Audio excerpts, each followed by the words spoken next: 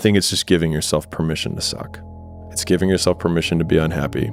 It's giving yourself permission to not achieve while you do for a long period of time. It's giving yourself permission to lose friends. It's giving yourself permission to do things that's different than people in your social circle or your age group are doing. It's giving you permission, giving yourself permission to be an exception so that you can become exceptional. And a lot of that, the whole positive poly mantra of like, I saw a post a girl made and she was like, you are worthy, you are amazing, you are a goddess, you don't have the things that you want. You keep thinking that you saying that you're worthy is going to somehow make it true. But like the way that you know you're worthy is that you have it. That's it. Like that is the litmus test. Are you worthy of $1 billion? Well, are you a billionaire? No, then you're not worthy. And so just like, I think we have these things, it's just like you're unbalanced. It's like, you're not worthy. There's these things that we're programmed to say, oh, that's bad. You have to tell everyone they're worthy. Everyone's beautiful. No, if everyone are beautiful, then no one's beautiful. And yet again, we're back at square one.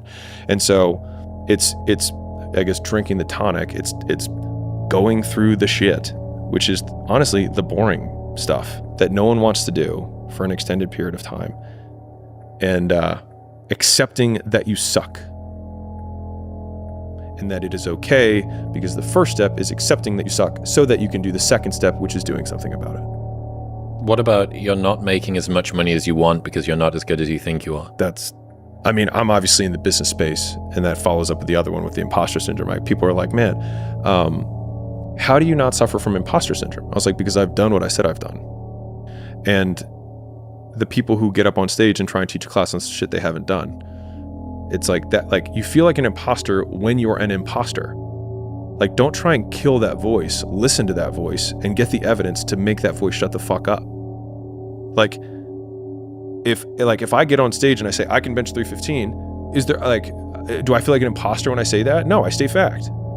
But presumably if you're pioneering and breaking new ground, you know, you just put the biggest investment that you ever did into this new thing. Yeah. That is a new level that you get to. Yeah. And that's one that's to do with finance, but there could be another one that's to do with capacity or competence. Sure. You could be sitting down in a room doing a deal which is time bound in a way that it's never been before, or is in an industry only tangential to one that you've been in before. Yeah. Each time that you do something new, by definition, you're an imposter because you haven't done it before. Now, if you're teaching, that's different. But if you're growing sufficiently quickly, most of the time it's fresh snow. Like, this is a topic I love, but I think the difference between doing something new and being an imposter is one is pretending to be something that they're not. So like, I made the biggest investment in school. I'm making a bet that I think communities are going to be huge. And I think that there's a ton of people who want to learn, teach skills they have in communities, et cetera, and school.com can help. But like, it would only be an imposter if I said, this is like, I guarantee it, no matter what, this is going to be the biggest thing ever. And one of the big things that I repeat, and from the marketing front, I say it all the time, I say, state the facts and tell the truth. Like, the best marketing in the entire world is truth. Now, if the truth isn't compelling, it doesn't mean you lie. It means you change the world to make the facts compelling.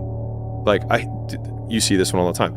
18-year-olds who are like, I want to be a motivational speaker, right? You say, okay, well, what are your facts? You've done nothing. Great. So they then lie so that they can try and claim success that they don't deserve, so they can get authority that they can't back up, and eventually are called out and are flattened. To be fair, they only impress people who don't know anything anyways. So if they're honest about it, they look at their fact sheet and say, what would a motivational speaker have to have in order for them to have authority? And then that becomes your action list of what you need to do. And then once those facts are the truth, then you can state the facts and tell the truth. And then people will be like, wow, that's so motivational. But all you did was tell the truth. And so like, that is why I've so wholeheartedly rejected one, like, you are worthy, you're not worthy. If you had it, then you wouldn't even need to say you were worthy, because you'd already fucking have it. And if you were, and like, I struggle with imposter syndrome. Why? You only struggle with imposter syndrome because you're fucking lying. Like, That's why you feel like an imposter. And now they're like, well, I didn't. The thing is you can fudge the truth. Like you can not lie is very different than telling the truth. Like I can make something seem a certain way without deliberately breaking the law, but I'll know. And that's why you feel like an imposter, because you fucking know. And there's the guy in the other room who's clearing his throat, be like, that's not fucking true. And then that discord. But if you just say what you have done, or you say what you are doing, I'm making this big investment. It's a big bet for me. The reason I'm making this bet is because I see this trend and I think it's a good idea. I could be fucking wrong, but I'm not gonna feel like an imposter because of it, because that's the truth. If you can be in a bad mood for no reason, you might as well be in a good mood for no reason. If it's not going to change your life, it shouldn't change your mood. If the cost is peace of mind, don't buy it. Yeah, if you can be in a bad mood for no reason, then you can be in a good mood for no reason. Which means that if you can do something that's amazing and still have a shit day, it means you can do something that sucks and have a good day. Which means the entire excuse around, I don't want to do all these hard things because as a proxy it makes my mood sad, is ridiculous, because it means that we are ultimately in control of how we want to perceive the work that we do.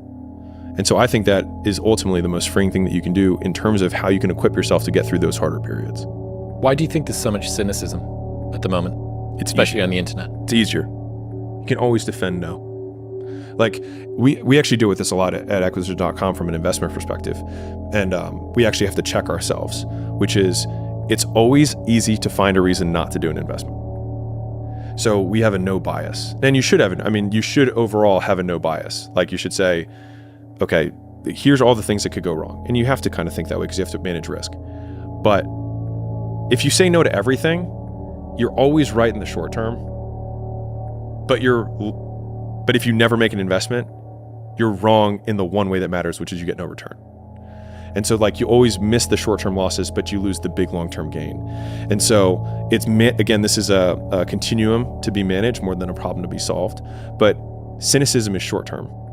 It's like, so when you go home, right, and you want to start a new business, or you have a girl that you're bringing back, and your friends and your family are like, she's not going to last, or like, this isn't going to be forever. They are right.